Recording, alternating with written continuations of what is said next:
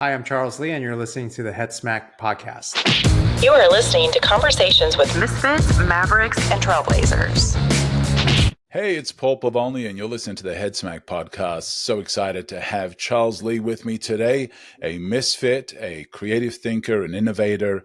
He is helping people design the best version of a good life, and that creates lasting impact. He's also the CEO of Ideation. He's a speaker. He's an author of the book Good Idea, Now What? Charles Lee, how you doing, man? Good to be with you, Paul. Thanks for making this possible. Hey, thanks for being on. I'm looking forward to this conversation. I think there's a lot that you do that excites me and is in my area of interest and things that I've been involved with as well. So I think this is going to be a great conversation about innovation, about creativity, creative thinking, getting unstuck, moving forward in life and business as well. And so before we start, I'd like to hear people's origin stories. I think origin stories kind of share the journey that people have along the way to bring them to where they're at. And I think sometimes even within an origin story, there's opportunities for those aha head smack moments that transform you and can hopefully inspire somebody that might be in that same place that you once were.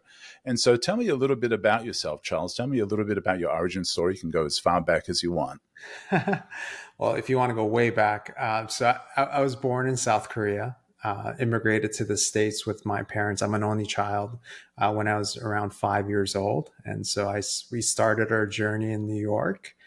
And my parents had an opportunity to move out west where I live now in Los Angeles. And they, had an opportunity to become restaurant entrepreneurs.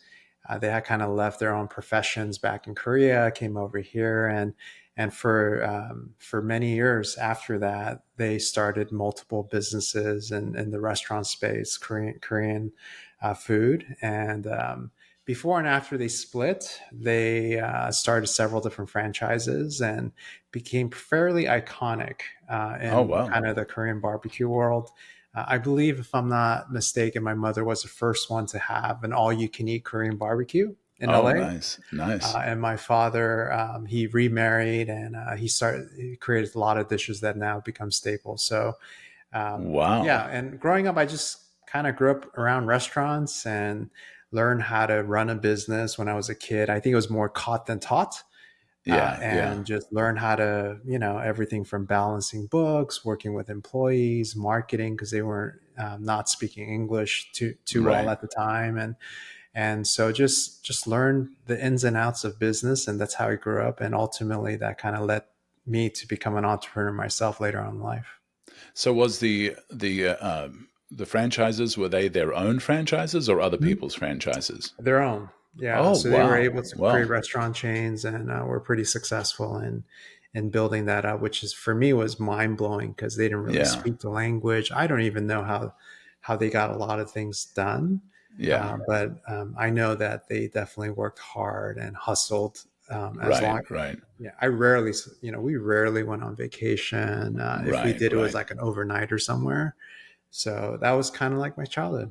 Yeah. So in Korea, what was their occupation? Were they in that area of business No, or was it actually, something they did unrelated? like interior design, some architectural stuff.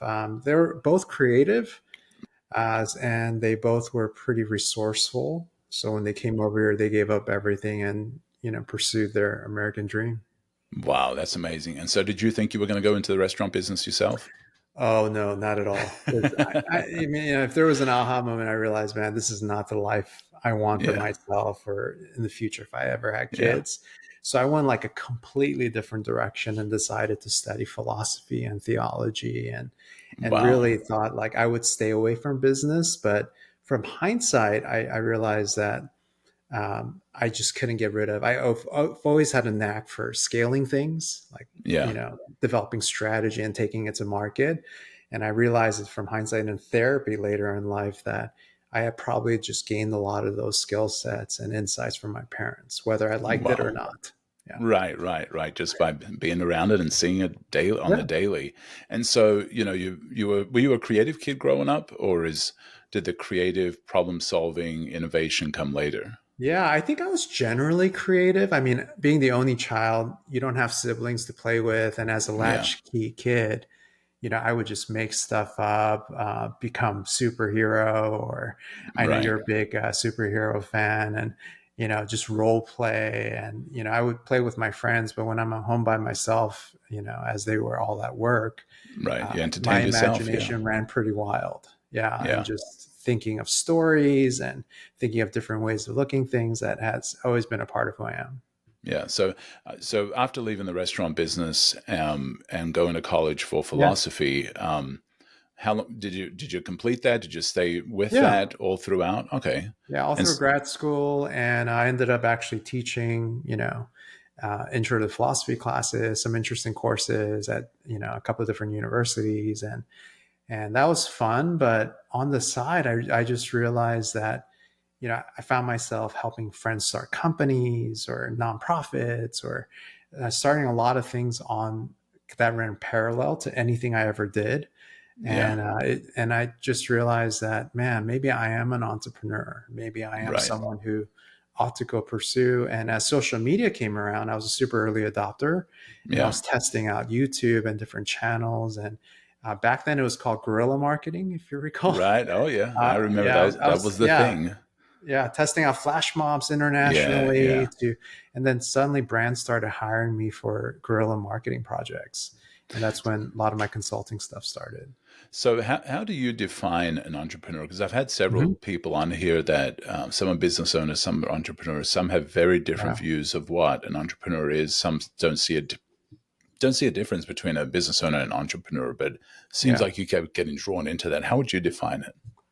Yeah. I think an entrepreneur, I mean, there are different ways that people have framed it. Some people would say that there's a difference between, like, say, an entrepreneur and a freelancer. Right. An entrepreneur is someone who actually builds a company that could be sold at some point. Some people kind of categorize it that way. But for me, I think the entrepreneurial spirit in a general sense is anyone who has a particular passion for a product or service they feel like will benefit the world, and they're going to pursue it and go after it. And so if it's that type of person, I would say in a general sense, they're definitely an entrepreneur. Yeah. But if you're just like doing, say, work for yourself and not really interested in building a team, a Right. business, in a classic sense, that'd probably be more of a freelancer. Right. But I think entrepreneurs attached to some type of business that becomes sustainable beyond them, just that one person.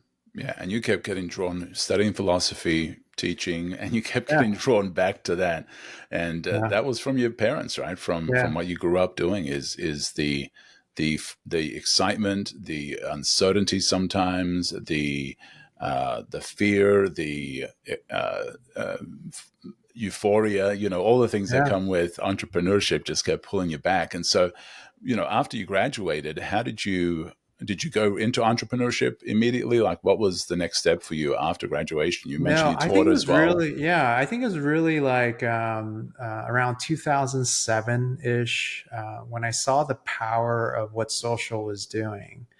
I thought the timing would be a good time to start a business that helps people execute. So, really, the heart of our business is we're a team of both consultants and strategists that work alongside creatives to help problem solve for executives. And early on, I had the great fortune of having some phenomenal thinkers that and influencers that, for whatever reason, took interest in my life. And so whether it was like a Seth Godin or whether Yeah, it's like yeah, Scott Belsky who started Behance, they gave me like a lot of good business advice and basically right, said, hey, if you're passionate about helping people execute, just generate content and convening of events that address that. And by curating, you'll not only learn more, but you'll become a thought leader in that space. And so I literally took every penny we had, my wife and I, and fortunately, she had a corporate job back then. yeah. So there's some level of stability, but I organized about 15 conferences around the country in 3 years to build a Wow, tribe, if you will, using wow, Seth's term, right?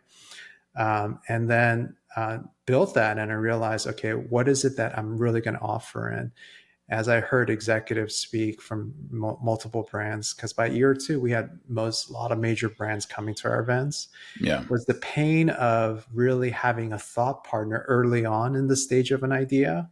yeah, Because before they take it big to all the big firms, they needed someone to work with. And a lot of them are surrounded by people who are more operational in nature. Right, right. And so that's where we showed up and said, hey, we could provide strategists in the early stage of an idea, as well as creatives who can help flesh it and help you pitch it to your board, your executive committees, whoever you need to get budget from. And we found this small, like low end disruptive niche that's pre big agencies Yeah, yeah. that very few people at all were doing. And that's how we kind of launched the company after like 3 years of doing conferences, basically. Well, and so the focus of the conferences, what was that?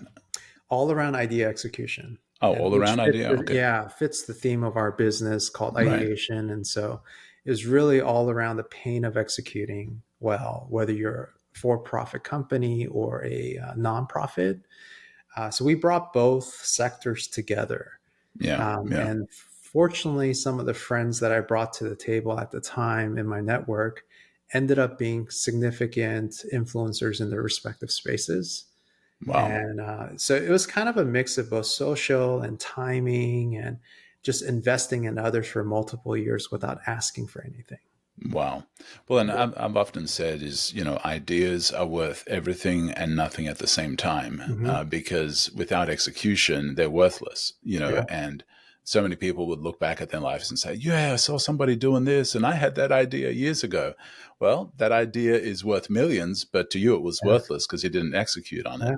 And so I Yeah. think what you're doing with helping people go from idea to execution, I think is powerful. Now, are you helping them with the formulating of those ideas and then the execution? Did I understand that? Yeah. So we work on Okay. the strategic clarity side of things, really trying to identify the problem they're trying to solve for and help them kind of walk through that. But a lot of ideas, in order for it to gain traction, needs creative work. And Right. that's where we bring the creative team along to say, hey, let's flesh this out conceptually. And what does the plan actually look like in implementation? So, yeah, that's been kind of our method. So talk to me a little bit more about the method of a company coming to you and saying, Mhm. we have an idea. Do they usually come with, we have an idea, or we have a concept, or we have a problem we're trying to solve? Like or is it all of those when they Yeah. come to you, and what does that process look like? Yeah, I think it's a mixture of some of that. Some people already have a clear sense of what they want to accomplish at least, and they need help thinking in terms of like how does a rollout of that actually look like? Or they want to get a external perspective, especially when there's divergent views within their own leadership team of what that ought to be. And so some of it may be really facilitating clarity. So whether we take say a design thinking approach around that, which is like really customer centric of really what problem are you truly solving for. But a lot of times around leadership teams, they do generally have a sense of direction, but they want to either have a sanity check or see if Right. it's feasible, viable, desirable for who they're trying to serve. And other times it's literally like leadership dynamics, like team Yeah. dynamics that are preventing. Because it's, I often say like it's not even the idea that causes an idea not to come to fruition. Sometimes it's just the people around the idea. and, Oh, and wow. there's so many Okay. other circumstances that prevent an idea, a good idea for good idea actually getting to market.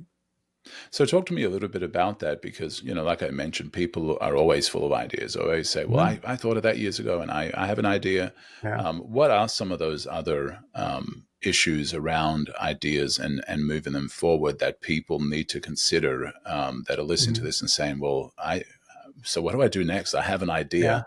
How do I begin fleshing that out? What are some tools that you use for that process? Yeah, it's not going to sound earth shattering, but in my book, I talk about like the miracle of writing things down.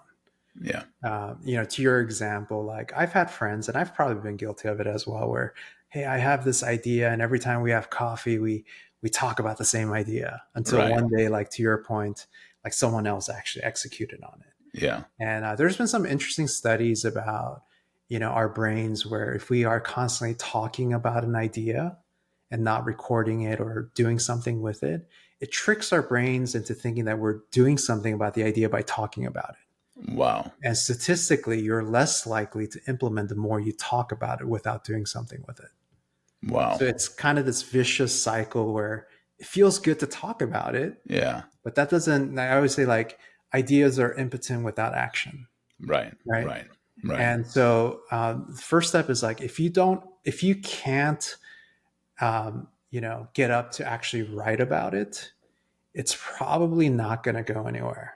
Right. And, and because when you start writing it, it gives you a point of reference to then have more productive conversations. If you're going to have coffee with someone, say, I'm going to have coffee with you, Paul, I would rather write it down and send you an email before a meeting and saying, hey, here's kind of the direction I'm thinking of. Can you provide some constructive, feedback around that? And then I could build upon that for the next iteration Right. versus me just meeting you casually. That's the idea is going to still stay there. Right. The other thing is like, you've probably read, there's a great book called uh, the War of Art, right? Right. Stephen Right. Pressfield, where he talks about the lizard brain, where, there's so many reasons when we get closer and closer to actually implementing, we have all of these like self-defense mechanisms because we don't want to fail. We don't want to, Right. feel like we don't have the goods to actually take it to market. Oh, someone else is going to actually do better than I anyway. And all these like things that happen near a launch of these irrational reasons as to why we Right. can't do it. Right. So like building things like that and building some sense of like input and a system of accountability. Uh, Once again, it's not rocket science, but it's discipline. And I think Right. that's the mastery is like, can you stay consistent? Just like you launched this podcast, you did multiple episodes. You did it over and over and over and over again. Right. I Right. think Right. that's what gets it off the ground. So, Yeah. but talking about it is probably one of the worst things you can do unless you have a point of reference. Well, and I would imagine that also in the talking about it and in the repeating it, and Mhm. there's a sense of, like you had mentioned, there's a sense of you feel like you're doing something when you're not. But I think there's also a sense of almost euphoria, like you got the idea out there, and the Mhm. passion can start fading because you've verbalized it, you've shared it, you've got it Yeah. out there, and the you've got the payoff, without actually doing anything on it. And then you look back and say, well, yeah, I was kind of buzzed about it and excited about it, and I felt satisfied in it, and I got the Yeah. kind of the payoff that I had the idea, but I never moved forward with it. And so Mhm. I would imagine that happens a lot as well. And that's where the execution comes in. And so, when it comes to even with idea generation, say somebody is they're the executor, they're the ones that I can Mhm. get stuff done, but I don't know how to come up with ideas. Like, how do I come up with ideas? Yeah. Do you have a toolbox or something that you use that you have for your clients that says, here's how to, you're equipped at solving problems, or you're good Yeah. at doing this, but here's some ways to generate ideas. I mean, nowadays, a couple of more recent tools would be, you could do a lot of brainstorming with AI. Yeah. I think that's like that's a skill set I think we all should develop, like how to prompt AI tools much better. And Right. that's been super helpful on the brainstorming side. The other thing practically that I do is often like, innovation is often comes at the intersection of two or more seemingly unrelated ideas.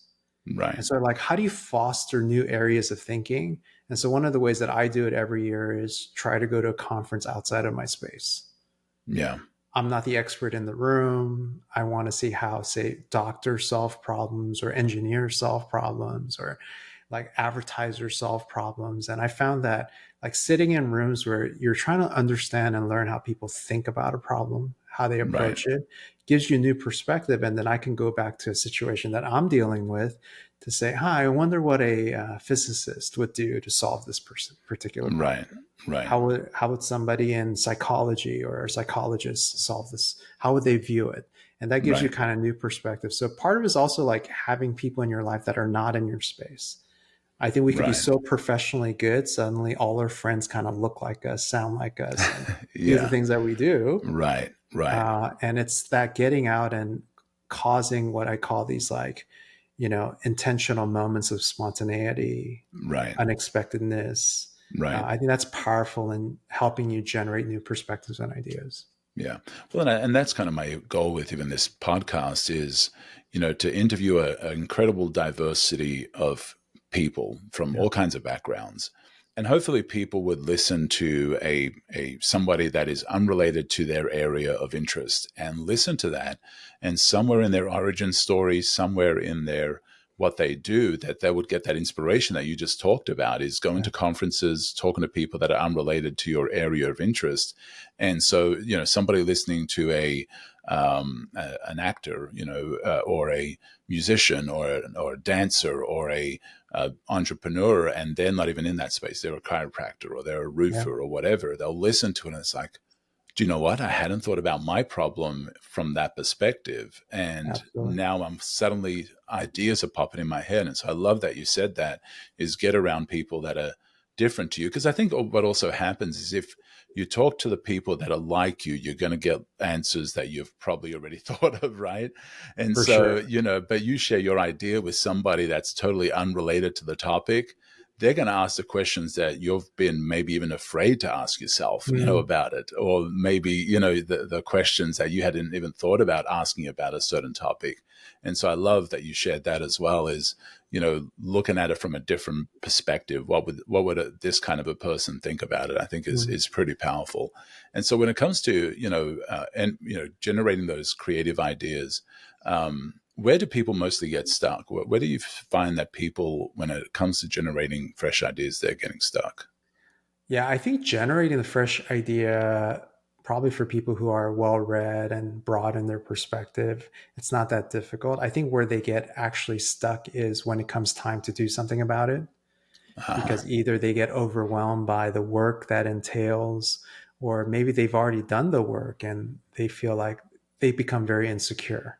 yeah, Like I'm sure you've talked with many people with good ideas and you're encouraging and you're like, hey, that's great, you should go for it. But suddenly when it's your idea and you got to listen to your own advice, it gets right, really, right, really right. difficult. Absolutely. Right. And Yeah. you start second questioning, do I really have the skill set? And,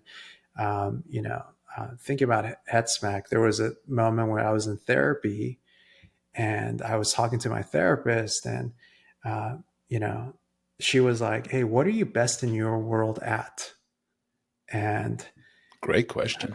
great question, right? And I'm like, it doesn't have to be the whole world, but just in your world. And I said, this sounds stupid, but I think I know how to achieve clarity and scale stuff. But my assumption was everybody else knows how to do that because Right, it's so innate to me, right, right? right, right. And the aha moment was like, oh shoot, I think we often take what we do really well naturally for granted because our Right, assumption is other people can do that too. right. But in actuality, your unique makeup allows you to do that one thing so well. Yeah. I have a good friend, he's a best-selling author, and sometimes he'll take just a couple of weeks to write a book, which is ridiculous, right? Yeah, yeah. But he's like, I'm designed to write this way, Right, and my readers love the way I write. And right. so, but if I'm struggling for months over it, then maybe I'm not supposed to be this type of author, Yeah, you know? yeah. And so I think it's understanding that, look, my assumption has to be is like the things I'm really good at, very few people can do. Right, Where before I used to think everybody could do it. right, And right. I think it's getting over that. Yeah, yeah. I think so. And I've often said, is it's what's easy to you is genius to somebody else. Yeah. And we do kind of face those situations where we don't fully understand our area of genius because it comes so easy. For me, Mhm. doing logos and branding and Yeah. design, I can sit down, and sometimes if I'm in the right space, I can whip out a logo design, first concept, and the client loves it. And they're like, oh my goodness, you must have spent weeks and weeks on this. Well, yeah, I did spend years and years of practice, but also just some Absolutely. things come easier to me. And so I think, that's an amazing head smack for somebody, is what you had shared, what your therapist has shared is Yes. what are you good at in your area of expertise, and leaning into that, and understanding that you have a superpower, Mhm. and you have just been living in Smallville, and hiding it, and there's a metropolis that needs it, and Yeah. so I love that. So with what you're doing now with the creative thinking and the innovation and the launching and execution, how much of what you studied in college have you brought into that space? Yeah. Initially people ask, what does a philosophy degree have anything to do with what you're doing? And for me, I feel like it does a lot because it goes back to the core of like, I focused in philosophy areas of like, how do you justify a belief, or how do you view reality? You know, like it's called epistemology and metaphysics. And I do that work with our clients all the time. Because, you know, I realize that, for example, like when our client wants a particular project, I feel the need to know why they want that project. Right. Why do they want to execute on that? And some of those reasons may have to do with the company, but oftentimes other reasons are like they want to advance their career. They want to add value to their business so that they can build a reputation, or they may have other secondary reasons behind why they hire us to solve for something. Yeah. And if I lose sight of that, like what's the real job I'm doing is like, I know that whoever works with us, their companies are going to benefit, but they personally in their careers will benefit greatly because they're going to advance, because they're going to always show up with great work, Yeah. and it will only build their reputation. So philosophy has helped me think through, and then it's given me some discipline to consume tons of content and make it understandable for people Yeah. through clear thinking. So that's been a huge benefit. Initially, I wasn't sure, so I kind of mixed philosophy plus my parents' entrepreneurship Yeah. and brought it together to create the company. Yeah. And so, when it comes to, those businesses that, they've got the idea and they've gotten past the initial Mhm. execution stage, and, they've got past the roadblocks or whatever. What slows them down after that? Is there something that slows them down after that? After they've gotten past the initial idea and the initial launch part Mhm. of what they're doing, what kind of hiccups do they face along the way? Yeah, I mean, when you look at like innovation, you may have seen like innovation charts and graphs. Like, there's always going to be this excitement to launch something new, and then you're bound to hit reality of like sustaining it and maintaining it, and you go into, some people call the trough of disillusionment. And it's in those times that with good innovative leaders is that they know how to keep their teams motivated and focused, so that until you get into really the plateau of productivity uptrend, you kind of need to focus on that. But like anything else that's exciting at first, when you have to operationalize it or institutionalize a new type of work, it just Right. takes time. There's nothing sexy about post launch, but Right. it's Right. those groups that can say, you know what, we're just going to continue to make it better, or they may create internal goals like every month we're going to innovate that product or service better.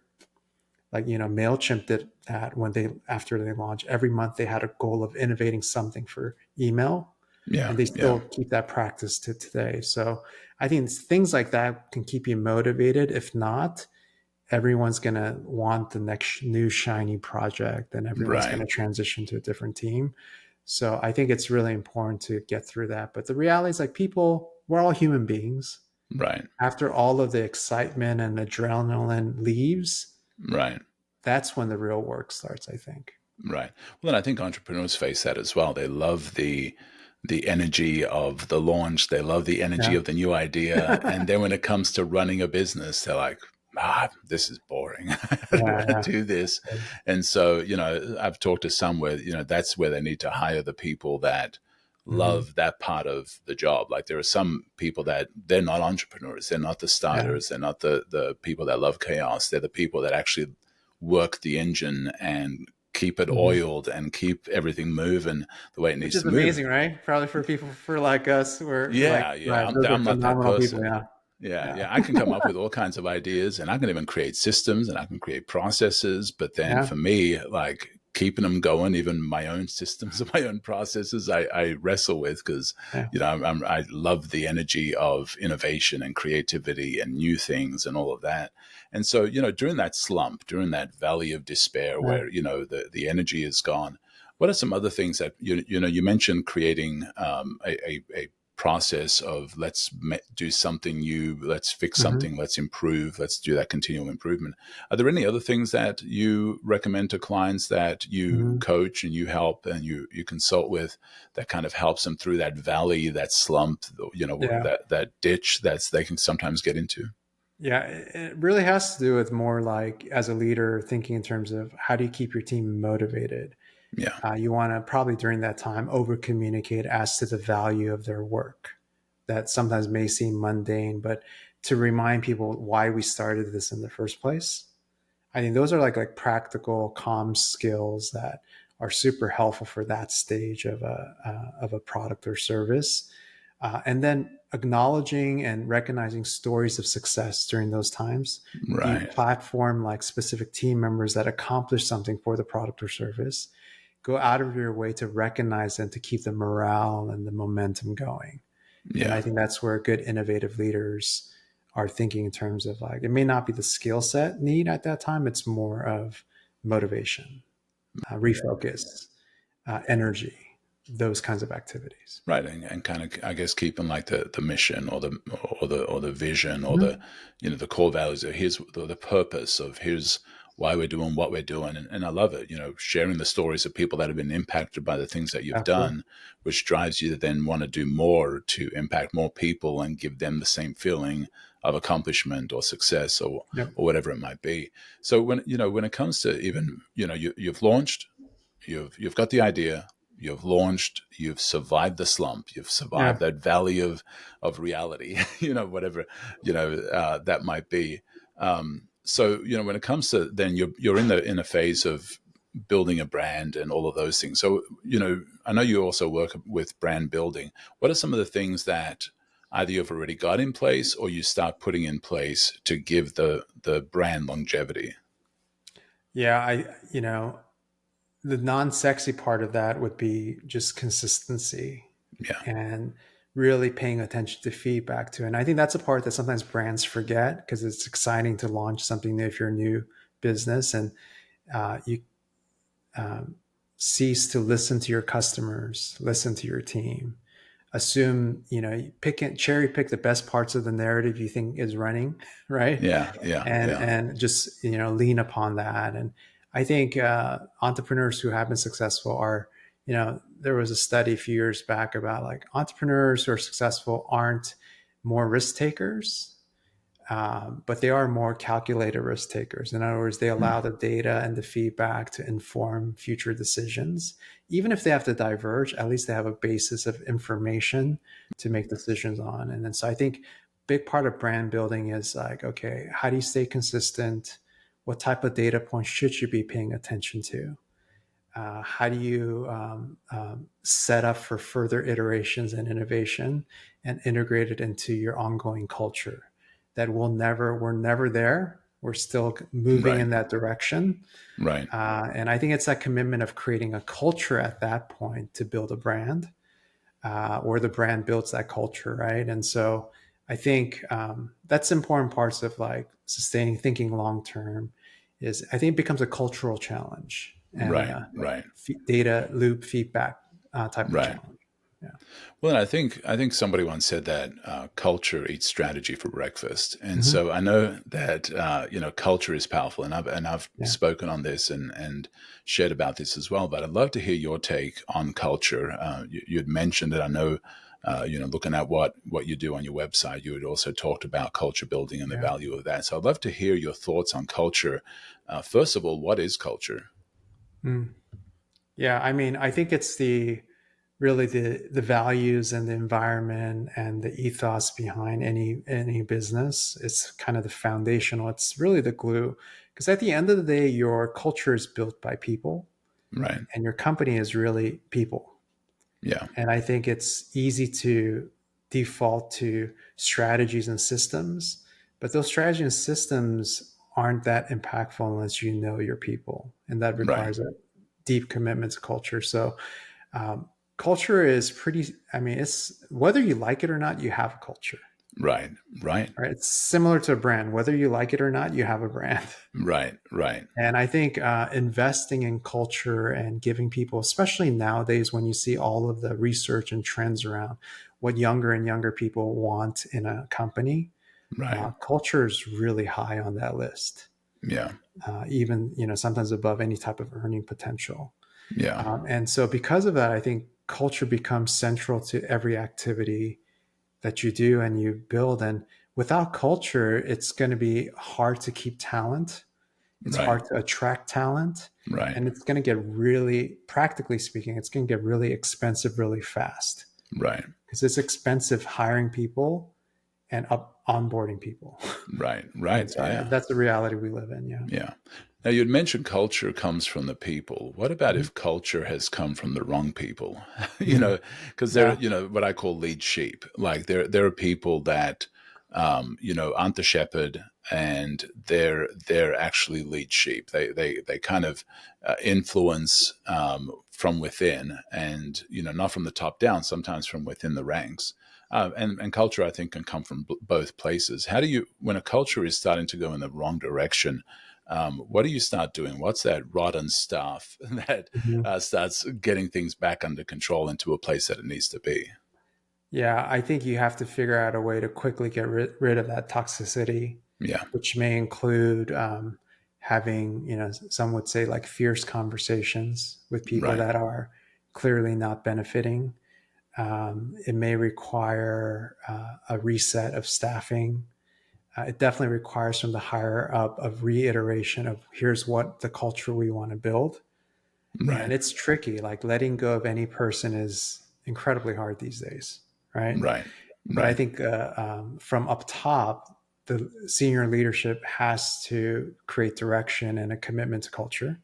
right, And then they have to start integrating a system of what that culture will be. It may impact like how people are interviewed. It may impact what reviews are like and which areas do you focus in and highlight. And so right, once you start doing that, you have some like quantifiable reasons to have hard conversations with people right, right, versus just saying, hey, I'm just going to go talk to them and cut them from the company. That's really right. difficult nowadays. But I think if you start doing that, you have a point of reference and a basis to have hard conversations with people. Yeah, And the general rule of thumb is if someone's very toxic, I would say figure out a way that they either have to come to terms with that or they're no longer good for the company. right, And I right, think the more quickly you handle that, it'll save the, if you will, it'll save the lives of many other employees. right, right, right. I And those agree are, with that. yeah, yeah, Yeah. Well, and John Maxwell talks, when it comes to leadership, he said leadership is influence, but I add to that influence is viral, hmm because, and that influence can come from any direction. And so, right, even with that lead sheep that is toxic, if you're not dealing with that quickly, that virus will spread and you're going to yeah, have a bigger problem. And I think, adjusting, either saying, okay, here's what we believe, here's what we're about, here's what's important to us. Either you be a part of that because that's our culture. You live in this culture, you live in this country, you live in this, whatever. This is the culture that we have. This is how people behave in this situation. And if you're not want to be a part of that, well, you need to leave. Like you are a wrong fit. And so I agree with that. Is yeah, dealing with it quickly is pretty important. And I think culture, I've often said culture is cultivated. You get what you allow to grow. And either you get it by intention or ignorance. You either mhm, intentionally say, I'm going to cultivate this, I'm going to let this grow, I'm going to let this thrive, I'm going to feed this, and then you chop off the things that are not aligning with what the results are that you're trying to get, right? And so, when it comes to culture, I think people do need to think about it, just like you've shared, mhm, is it does make an impact in, you can have a great idea and you could execute it well. But then if you've allowed that culture to get to a place that it doesn't need to be, it could ruin everything. mhm. Absolutely. Yeah, you're spot on. I mean, culture is incredibly attractive and sustaining for any business. Yeah. And I think sometimes it's one of the last things you pay attention to. And especially like even for entrepreneurs, I say, hey, it may feel like something you could work on later in the business, Right, maybe right, after right, year 5, 10, or whatever. And I was telling them, no, it's going to be valuable for you to invest time and money into it. Right. Well, and I'm familiar with one company that had an amazing culture. I mean, it was creative, it was thriving. People were Mm. just dying to be a part of it. I mean, they were driving segways in the hallways. They had ping pong tables. They had a mini golf course. They had like all these really really cool things, and the culture was just fun and it was creative and it was innovative. And then suddenly the business had to have layoffs, and it Mm. didn't do the layoffs really well, and it just like it was brutal. It was a massacre. Mm. Like it was really, really bad.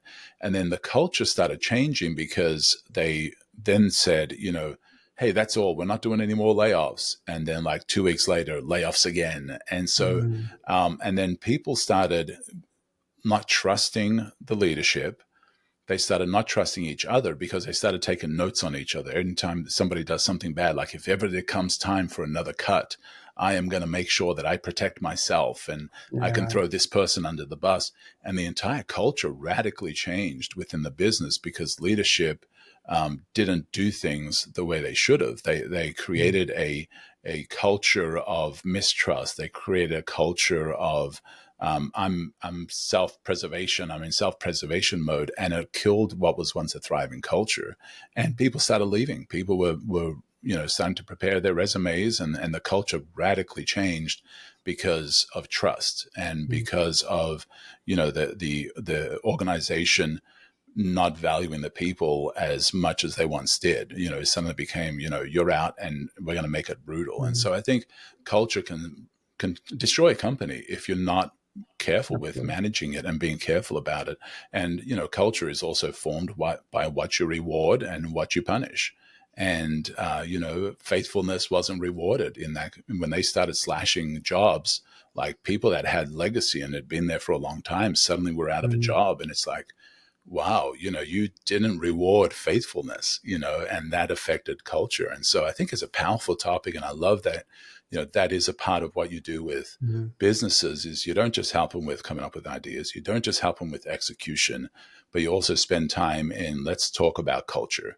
Because Mm. if you don't, and let's talk about it early as well, right? You mentioned that some people wait years down the road before they even have that conversation. And Yeah. so, what are some other things that you've found in those companies that you've kind of come in on maybe that part of it? We want to scale, we want to grow, or we're kind Mhm. of stuck in a place where we're not moving. What are some other cultural things that you've found that have locked them down, have stopped them from moving forward? Yeah, I think once you start seeing like things like echo chambers created, or assumptions, or everything from biases that have not been called out, or Wow. really, like, do you create a pathway for people in the company to provide productive input even if they're not part of the leadership? Or I think people sense when they're valued, Right. and they deeply sense when they're undervalued or undermined, Right. or if leadership feels like they're the best ones in the room to be able to solve for it, Yeah. everything. And to some extent, they may be more qualified in a lot of different areas of leadership, right? So I think the dynamics of like leadership to those that are reporting to them have played significant parts. And then I think still today, people know when there isn't integrity in the room, there Right. isn't Right. compassion in the room or empathy. It's hard to fake body language. And, Right. even if you're performative in a role of a leader, people know. Right. And I think that's all like culture and relational dynamics, all the kind of the quote unquote soft skills Right. Right. that come to the forefront when things start turning sour. And to your illustration, I could only imagine how the culture spiraled out. It did. It did. It Uh, never recovered. Yeah, because when you say we're not going to have layoffs, but 2 weeks later you do, Right. I mean, Right. then people are going to start rolling their eyes. And can I really trust anything you say? And the trust deteriorates. And those are big, big deals. So really paying attention and who you're listening to and bringing in to, provide uh, wisdom or advice in those situations become super key. Right. And I think that's part of what we have been talking about, even with brand building, is people don't realize that your culture is also part of your brand. Absolutely. and it's what people think and feel about what you say and do. And so, a lot of people that, when you talk about branding or even you talk about brand, is they think, well, yeah, logo and, Yeah. design and website, and yeah, I have a brand, and they don't consider all the other factors that go into brand building. And part of that is culture. I think culture is a part of your brand. People get a sense, like you said, they can sense what's going on. You walk into a business. I've walked into businesses and I'm like, man, people are kind of like, it feels almost tense in here, or people don't seem like they like each other. They're, and it's the culture that somebody has allowed to form in that place that is tangible. And so I think, brands do need to consider that, is what people are feeling even when they go into a space because of culture, and it's making an impact. What are some other areas around brand building that people often don't think about? We talked about culture. What are some other things that people don't think about when it comes to brand building? Yeah, that's a great question. I think you kind of hit the nail on the head of like branding is so much more than visual identity, right? Like Right. it's more than the logo. It has to really reflect the soul of the business, Yeah. and it has to be fleshed out. So, some of the things that uh, I often walk our clients through is like if you want to be, I don't know, a friendly business, say that's, I don't know, maybe that's an attribute that a brand wants to have, or just think in terms of then what does a friendly email look like? What does a friendly workspace look like? Right. Because it That's has so good. implications, right? Like Yeah. I remember being hired by one organization that had incredibly broad reach, and they wanted to build this very like complex web platform that allows a lot of their customers so that they can collaborate with each other and such. And they had already spent a lot of money on it, and they wanted to spend more to build out this robust element of collaboration platform for a lot of their customers. And I was excited. So they flew me out and I went into their offices with our team. And I looked and I realized like everyone was behind closed doors. There was no real shared space. Wow. There was Yeah. nothing in the office that communicated to me that it was a collaborative organization. Right. Right. Right. So what ultimately I found was that what they meant by collaboration is they create products and services, and all their clients in their network come and consume it. Yeah. And so I told them like, don't spend your money on building a platform that's not you. It's not your brand. Right. Right. And Right. people probably know that. And I said, the first step might be is spend some time redesigning your office space if that's aspirationally where you want to go Right. before you spend like hundreds of thousands of dollars on building this new platform. Yeah. So I think that's where like brand, when it hits the road, has to be integrated into everything, your physical space, your culture, Right. how you do, like if you want to be a collaborative brand, then how do you make decisions Yeah. in a business? Who has a voice? What's that? What types of platforms do you use to allow for collaboration? When you hire people, what type of collaboration questions do you ask? Yeah. Because you want to hire people that naturally carry some of your attributes if possible.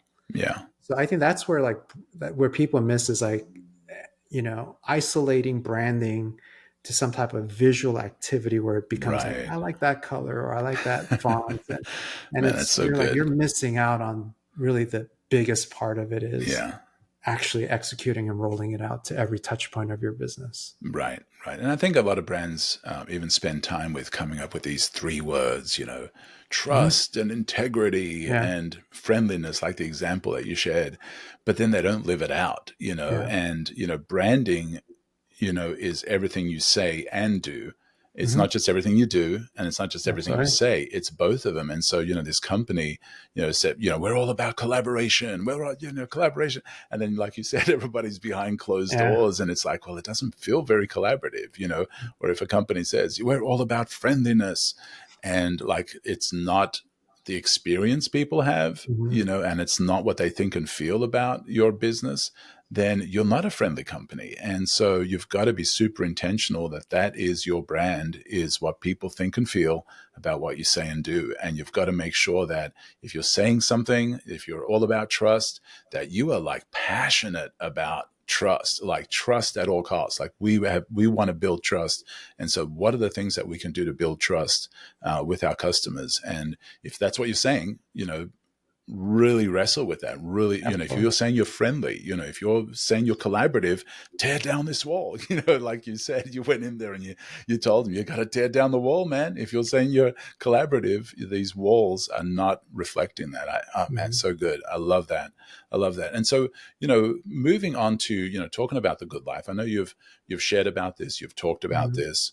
And honestly, I could talk about all the stuff we've been talking about for hours. I love this.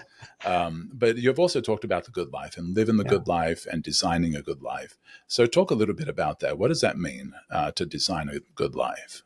Yeah, so this is a new kind of series of content I've been creating, and it's really around the theme that if you really wanted to design whatever you deem to be a good life, I think for everyone, and maybe it's slightly different. Everyone has different purposes and criteria of, some may be financial security, others may be relationship with their kids, or whatever that good life is.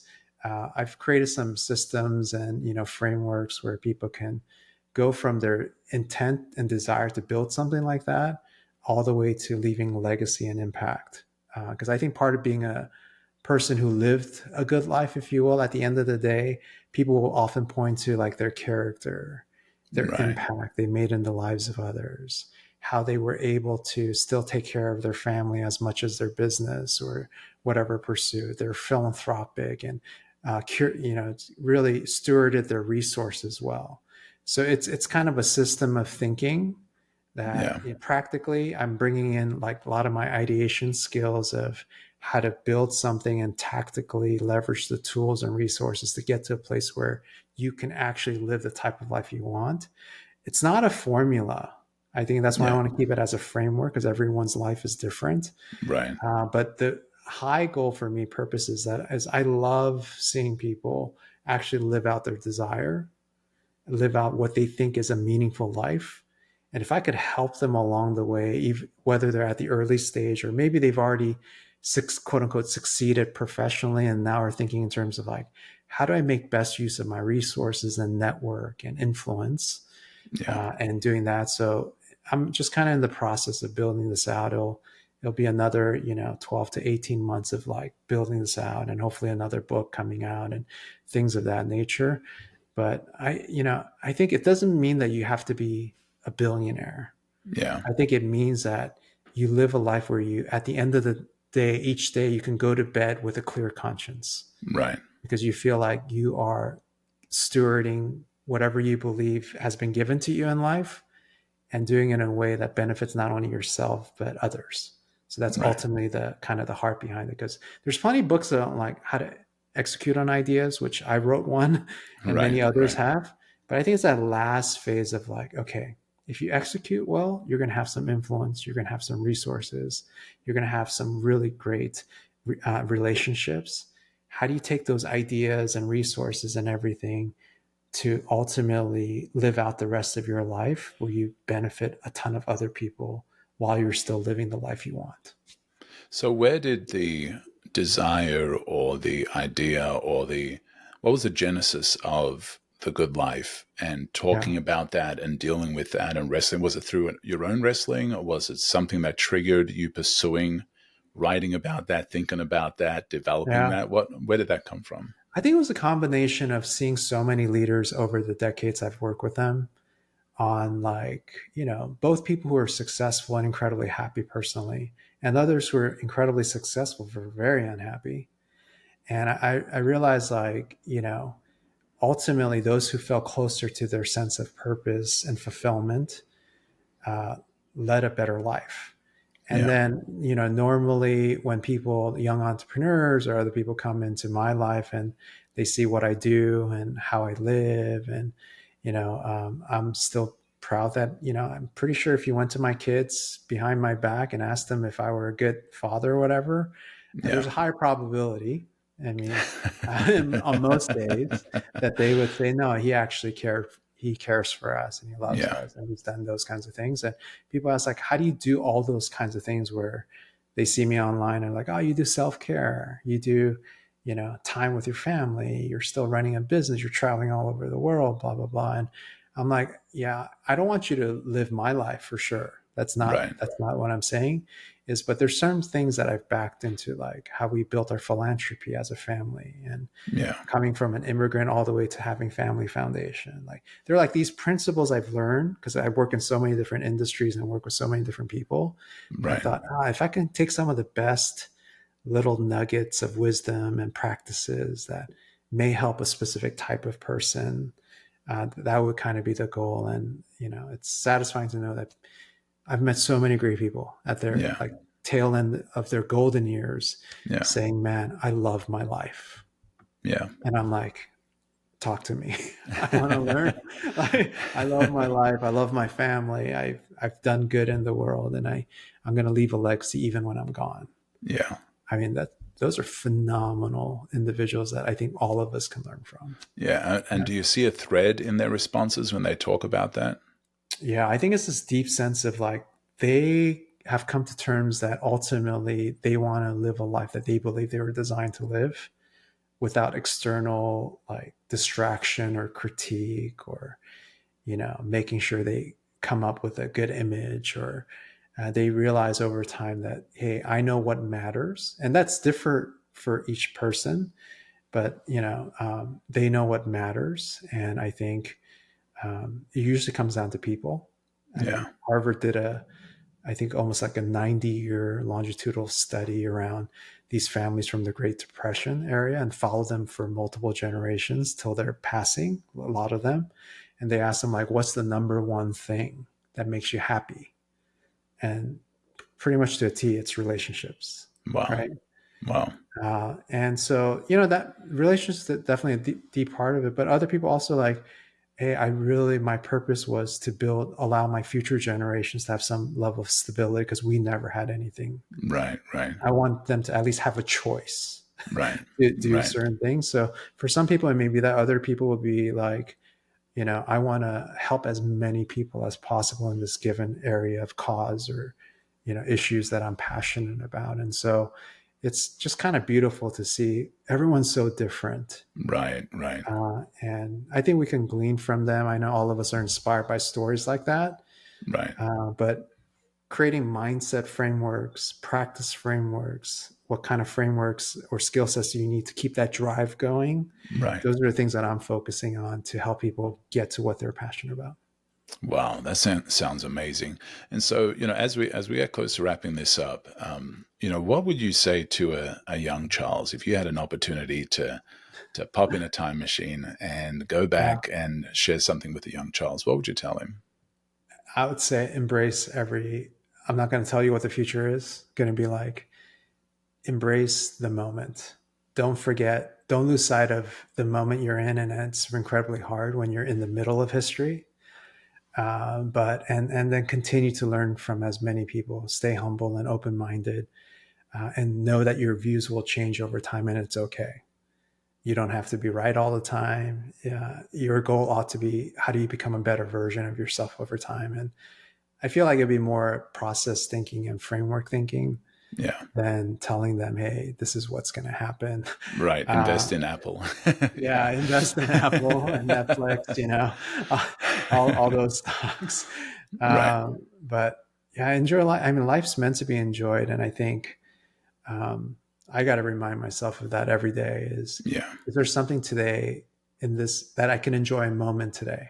Yeah. At the end of the night, before I go to bed, can I look back and say there was a moment I really enjoyed? Yeah. It Yeah. may have been food. It may have been a quick conversation. It may have been a TikTok video, whatever the case may be. Right. Is like, I really enjoy that. And that kind of fueled me today or filled me Wow. today. Wow. I think that's a powerful idea. Absolutely love that. Well, this has been an amazing conversation. Absolutely love this. And so, if people want to learn more about the good life, obviously go check out his book, The Good Idea. Now what? Mhm. On executing ideas. Definitely, look up Charles, look up his business, ideation. But if people also want to learn more about the good life and what you're working on there, how do they get a hold of you? Yeah, they could just go to my personal website. It's just Charles, the letter T as in Tom, Lee.com. So charlestlee.com, or just Charles T. Lee on any social channel. You should be able to find me. So yeah, connect that way, and hopefully there's little nuggets that can help people along their way. And also, you just launched a podcast, right? Yeah, I'm launching a couple of different podcasts right now. Yeah. Just kind of a little short one, just around like, I think it's called In My Head or something Yeah. like that. Yeah. Yeah. For a short 5-10 minute podcast, they can find when they Google it. Or eventually, we're recording right now for like the Good Life, Design That's Your Good awesome. Life podcast. That's awesome. So in your head, is it about the philosophy side of you? Are you bringing some of that Yeah, back? just like random things like, hey, here's how people, construct their views. And that's Yeah. probably why it's hard to have a conversation on Facebook about politics. Right, right. You know? Love that. Well, definitely check Charles out. I love your wisdom. I love your experience. I love your creative thinking. I love your process thinking. And so folks, definitely check him out. And don't forget to reach out to him. If you're a business and you need help in those areas, definitely reach out to him and his team. Thank you, Charles. This has been awesome. Thanks for having me.